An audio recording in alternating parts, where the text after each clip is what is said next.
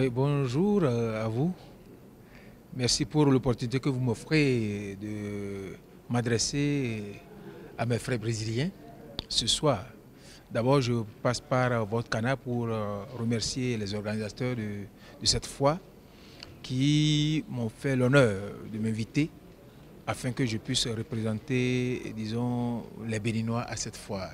Je crois que très prochainement, à l'édition de la 4e édition, nous allons nous arranger pour que les Béninois puissent massivement participer à cette foire. Quand on parle du Brésil, le Brésil avec le Bénin, il y a une histoire qui nous lie. L'histoire qui nous lie est que des Brésiliens sont des Béninois et des Béninois sont des Brésiliens. C'est une longue histoire.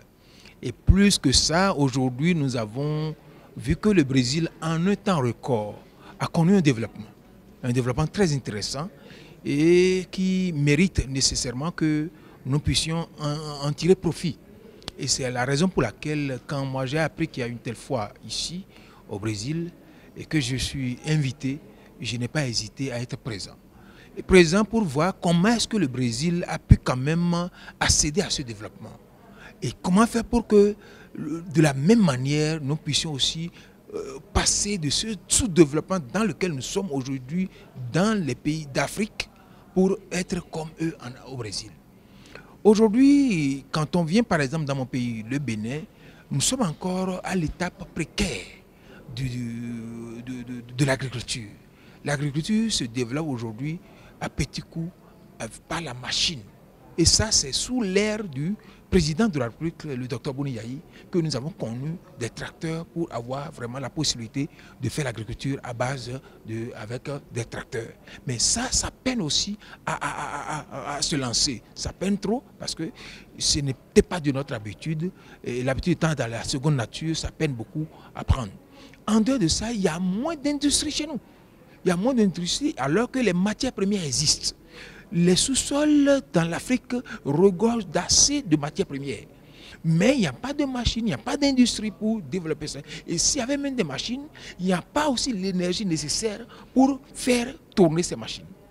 Donc, s'il y a un problème crucial, un problème très important qui arrive, qui bloque le développement de l'Afrique, qui bloque le développement du Bénin aujourd'hui, c'est l'énergie. C'est pourquoi nous venons demander aux frères brésiliens, aux frères de l'Amérique latine, aux frères de l'Amérique tout entière, de penser à l'Afrique, de penser au Bénin en amenant l'énergie dont vous avez vraiment la capacité de nous fournir tout ce qu'il faut pour que nous puissions aussi accéder à l'industrialisation de tout ce que nous produisons là-bas chez nous.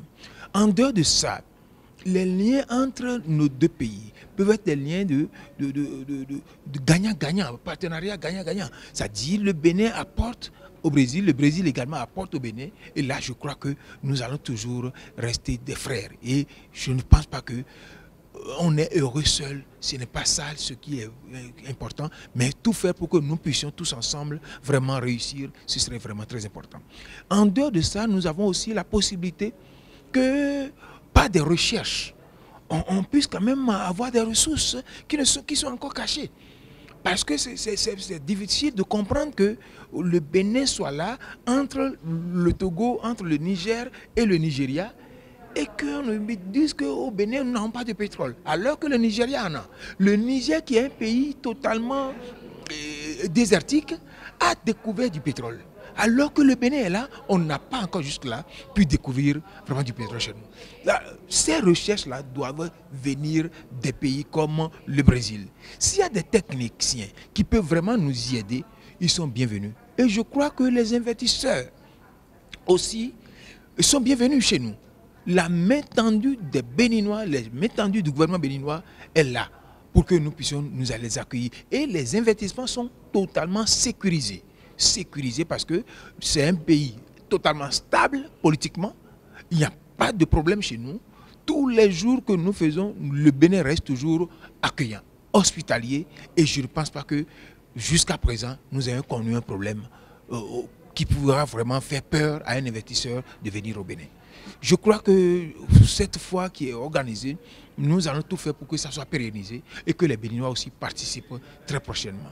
Je vous remercie pour le que vous m'avez offert, que la méthode la main tendue des Béninois soit acceptée par les Brésiliens et que nous puissions avoir très bientôt les Brésiliens chez nous avec les produits brésiliens pour que nous puissions voir que ce n'est pas seulement l'autre histoire qui nous a liés, mais il y a aujourd'hui le développement qui nous lie et que vive le Bénin, vive le Brésil. Je vous remercie.